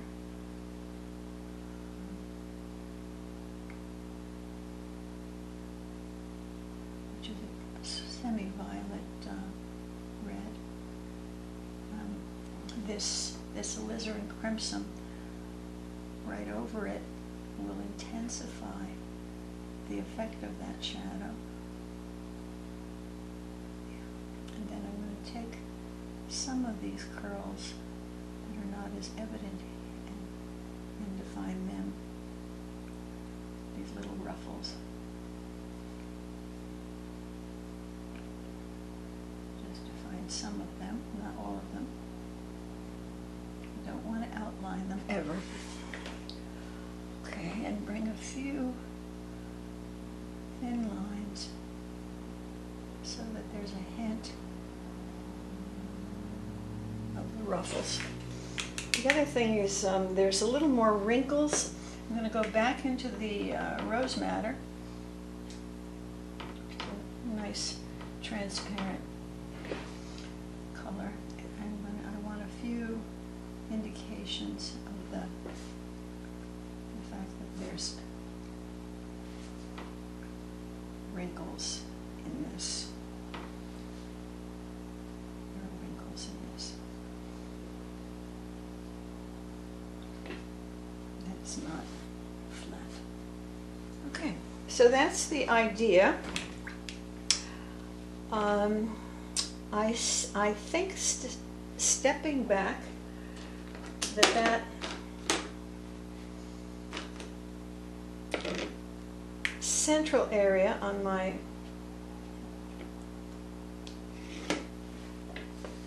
this flower is not quite as dark as I want it. So I'm going to put a little bit of that Payne's Gray in the center and make that just pop a little bit more.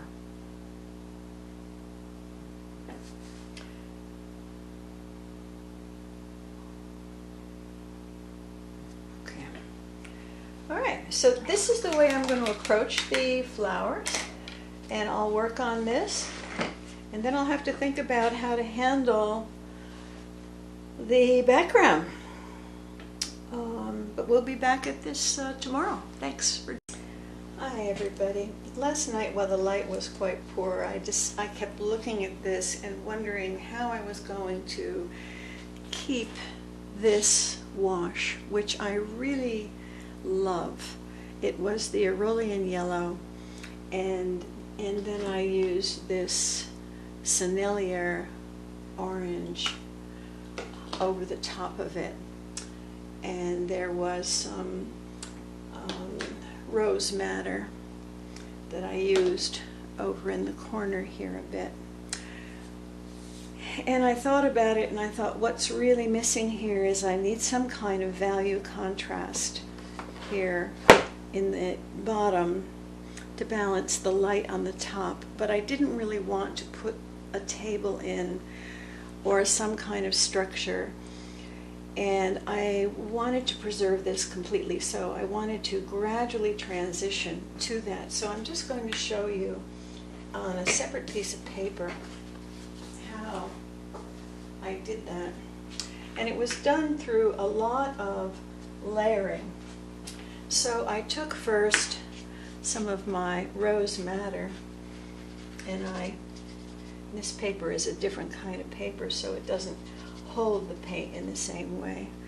But I took some rose madder and I put that up into some of this area. By this process, when we swiggle the brush like this, it's called scrumbling. So it was a way of getting some of the color to transition. I'm going to put a little more orange in here. So this is hot press paper, so it's not behaving the same way. But I just wanted to show you what I did. So I did that. I put some rose madder in there, which is very transparent, and that kind of transitioned nicely over the yellow, left some yellow, and I thought, well, that's the beginning. Still not really quite doing it for me. So I let it dry. Let me just quickly show you. I'll dry this. So it's beginning to have to be dried up.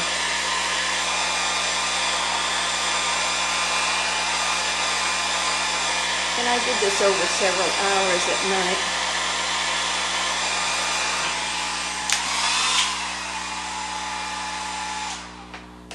Okay, then I thought, well, that's really not working well enough for me. I wanted a little more intense, and I put a couple of efforts of the rose madder.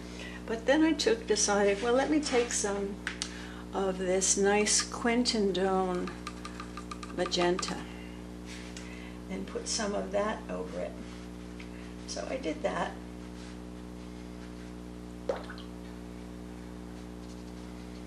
And I, again, with water, spread it out, scrumbled it.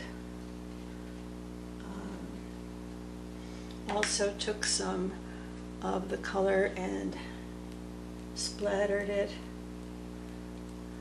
Okay, and spread a little bit more like that. Left some splatter in, but so did that. Still wasn't really totally happy with it. Let me just dry that for a minute.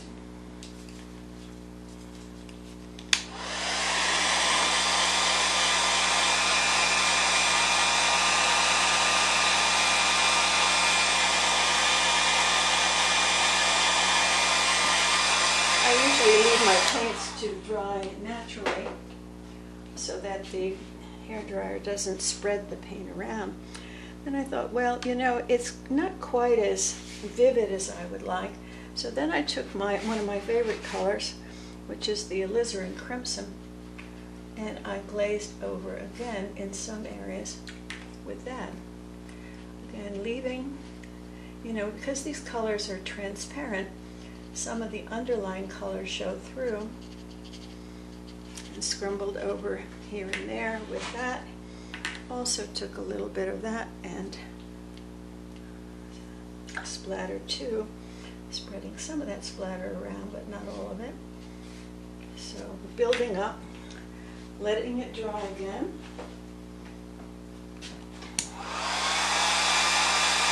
came back, looked at it some more.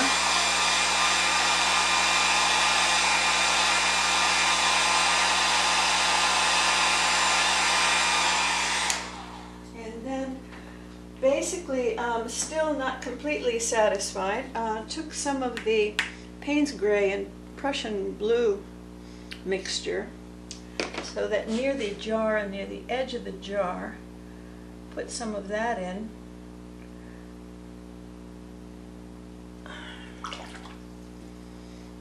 And intensified, and let some of that spread out with lost edges.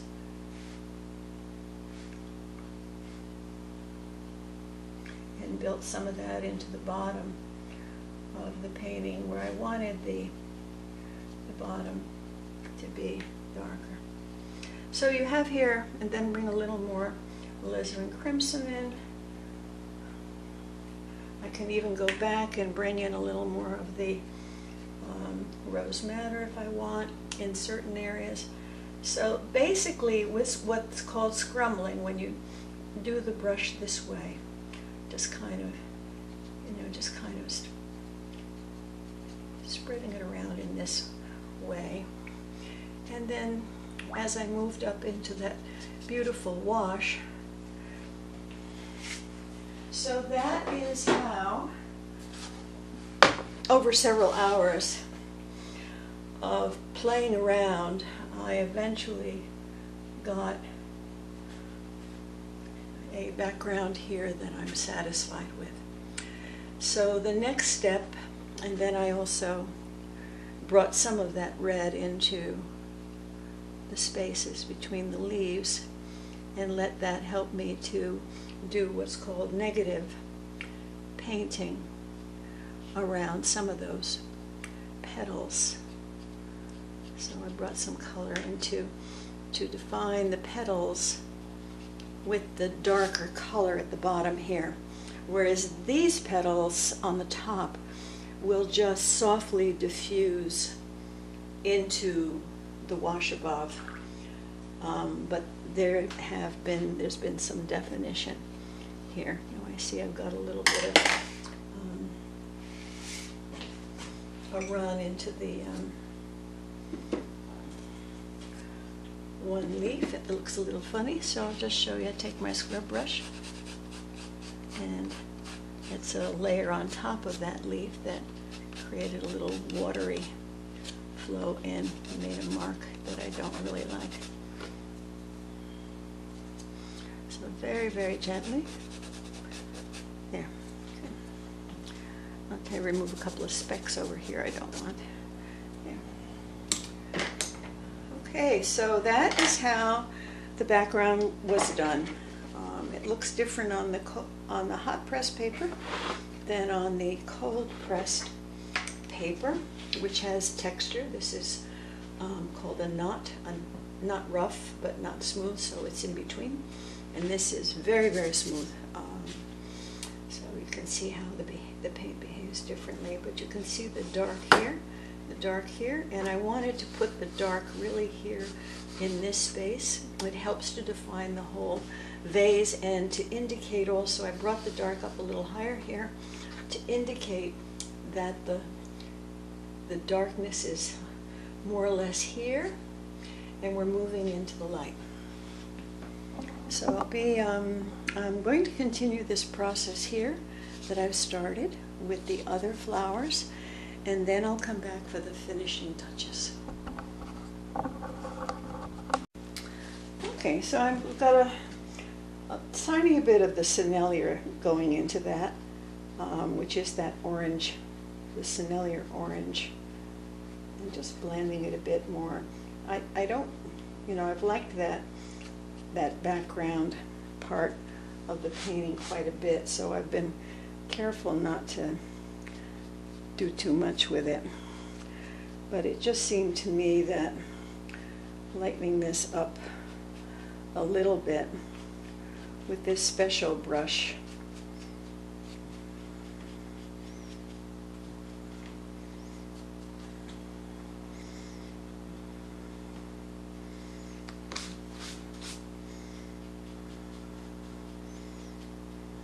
might be a good idea. What do you think? I don't usually add white to a painting, but just seemed a little bit of that. I'm going to take, that brush is a little too wet now, so I'm going to take my Hake brush. This is my Hake brush, and use it in the same way. Very soft brush. Just to blur a little bit of these edges. Now, there are other ways to do that, which is also just to scrub those edges a little bit.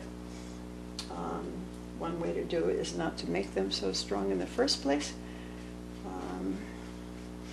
But what's nice to see in terms of this tutorial is that even if you don't have something come out just exactly the way you had hoped, that there are ways to adjust it. I put a little more Sennelier into the white here in that corner. So even though I've painted over that nice wash, it still has kept some of the properties of it that I was wanting to keep.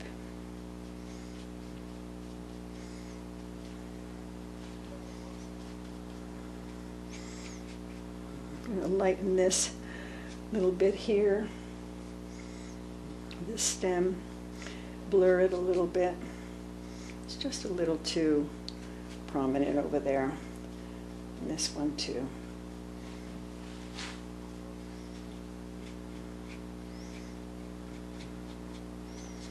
Some of these edges, I'm just going to blur them a little bit. So this painting is entirely watercolor, but unlike some of my watercolors, it has a little bit of the watercolor white. And this is the one that I decided to use is called HWC, and it's the Chinese white. White comes in 3 colors: zinc white, titanium white, and Chinese white.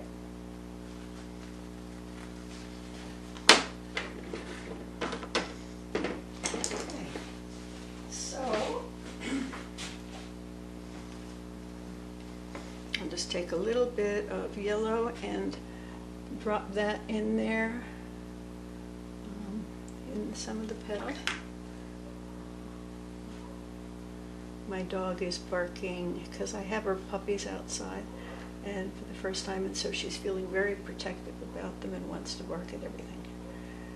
But it's good for her to have that, and it's good for them to have. They're just going to be out for an hour. And need a little more of that white on the palette.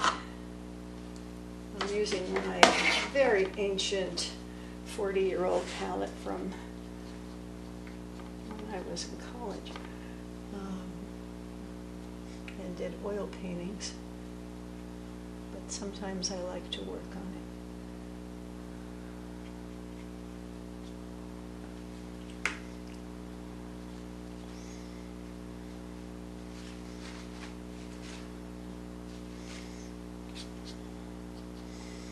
Just doing a little bit of glazing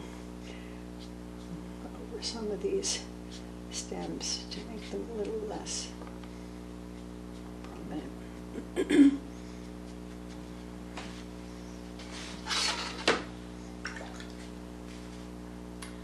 I don't know if that really improved it, but I'll just leave it alone for now.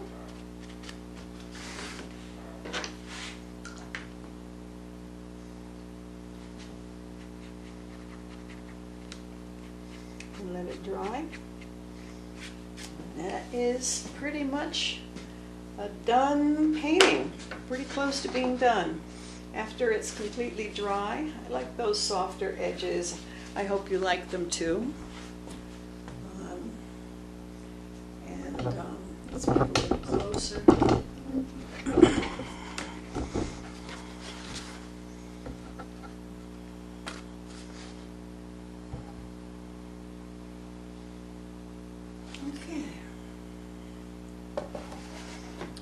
this one is done, and you had already seen the other one done. So thank you for watching the video. If you lasted all the way to the end, congratulations. Till the next time.